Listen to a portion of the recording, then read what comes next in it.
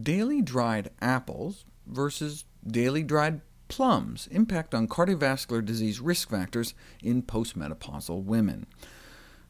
First thing I thought was the study funded by the U.S. Apple Association or the International Prune Association? I could bet what the results would be, but turns out neither. Just our taxpayer dollars hard at work.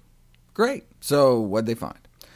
160 older women randomly assigned to a dried apple group or a dried plum group, and followed for a year, a dozen dried apple rings a day, or about 8 prunes. And within 3 months, a significant drop in cholesterol in the apple, but not prune group, which stayed down through the rest of the study. In terms of inflammation, both dried fruit regimens lowered C-reactive protein levels about the same, though perhaps prunes may have caused a quicker decrease in inflammation, whereas dried apples may result in a greater decrease overall. 12 apple rings is equivalent to eating about 2 apples a day. They think that the cholesterol-lowering properties of apples may be due to its unique pectin fiber composition, which may increase fecal excretion of bile, though the apple phytonutrients themselves, even without the fiber, appear to lower cholesterol on their own. What about dried figs? The California Fig Board did not want to be left out, sponsors of both Fig Fest and Fig Feast, as well as this recent study. 14 figs a day. That's a lot of figs for 5 weeks, and nothing. Daily consumption of figs did not reduce bad cholesterol.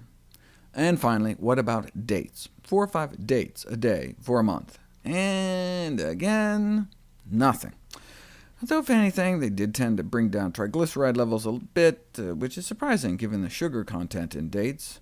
A recent study on the glycemic index of dates found them surprisingly low. The open circles are what straight sugar water does to your blood sugar, and here's that same amount of sugar, but in date form.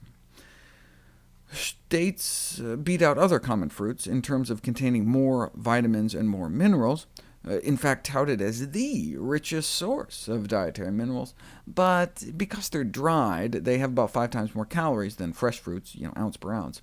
And so in terms of nutrient density, they're really quite comparable to these other fruit, though apples clearly have them beat when it comes to lowering cholesterol.